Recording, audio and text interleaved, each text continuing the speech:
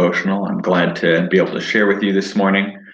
Um, Today, we're going to be looking at a passage in the book of John.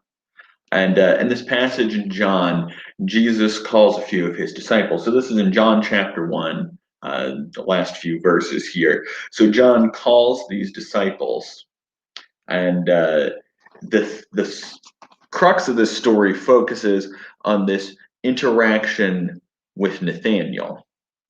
So Philip, who he has called to be one of his disciples, goes and finds Nathanael and says, "We found the one that they're talking about in the law of Moses and the prophets. His name is Jesus of Nazareth.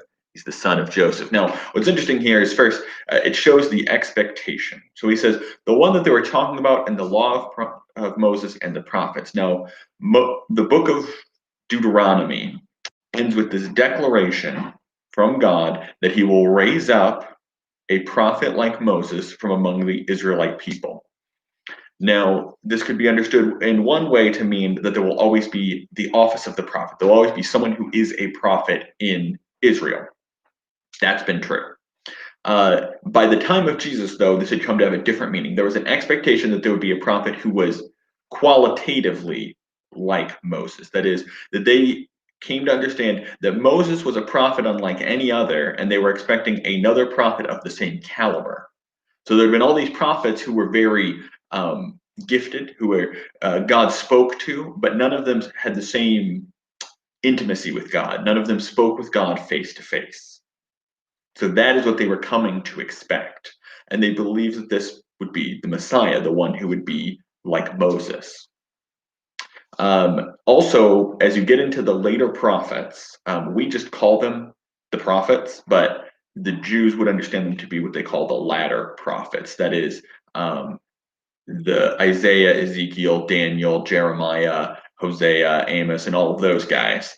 There was development in theology that occurred during this period, especially during the time between the writing of Malachi, which is the last book, and the start of the New Testament. There's a 500-year period there. We call it the intertestamental period, and there was a lot of theological development that happened in the life of the Jews. And so what happened here is they began to read these prophetic works again, and they began to see that there were parts that they didn't feel were quite fulfilled. There were figures and themes and symbols that seemed to stand out, and they coalesced into this idea of the Messiah.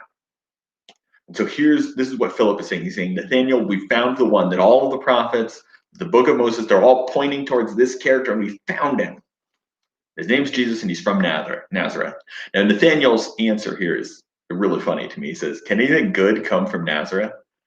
There's a passage in Isaiah that says that there was nothing about him, and we take these passages now to refer to Jesus, to Messiah.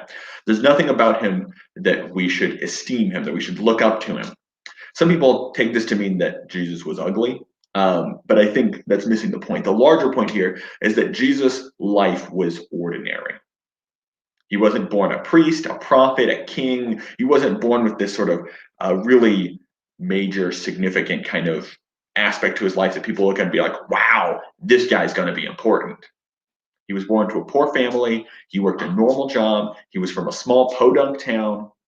And that's all that Nathanael's saying here, that Nazareth was a small town. I mean, think about the excitement that we feel here in Angola. If we find out that someone that we know personally, someone here from a little old Angola is like on Jeopardy or made national news or is on America's Got Talent, like there's an excitement that someone from our neck of the woods would go and aspire to something so great.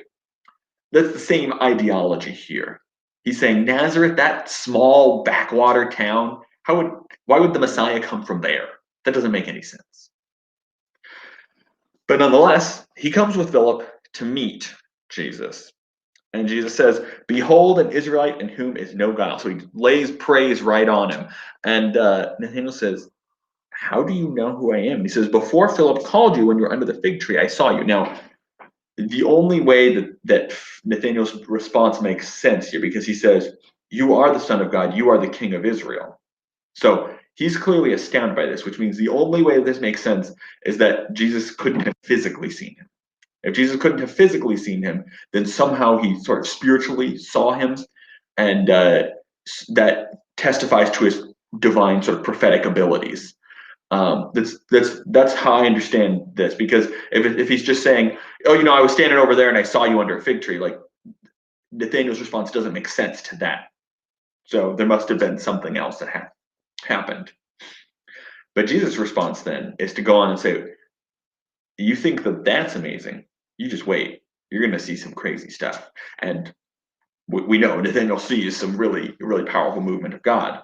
So what we learn from this, what we see happening here, is that Jesus knows his disciples. Jesus knows those who follow him. He later refers to himself as a shepherd who knows his sheep, and that his sheep know his voice. He gives this idea of care and compassion and love and attention. And that's still true today. Jesus knows his disciples. He cares for his disciples. He calls his disciples and says, "Come with me. Come see what I have for you." And it's a beautiful thing, but there is a responsibility with that. You see, he lays this sort of wonderful moment before Nathaniel and says, "Come with me, you're going to see even greater things." But he's still calling, he's saying, "Come with me." And he goes on later and talks to them about it. He says how hard it's going to be, how much they have to give up. And he still says, "Come, follow me, come be with me. I want to teach you, I want to care for you, and I know you." And so there is this double element to discipleship, to following after Jesus. Or is on the one hand, the beautiful reality of being known and loved and cared for by God, that he knows you so perfectly. But there's also this responsibility where he says, "Now follow me. Now come with me. Now try it. Now do it." And that is challenging. It can be intimidating. But the offer is there for us today. You will see greater things, but you've got to come. You will see greater things, but you've got to step out. So, friends, I encourage you today to be prayerful, to be alert, to be seeking where God is working around you, where he is calling you to step out, to follow him so you can see greater things. Thanks for joining me.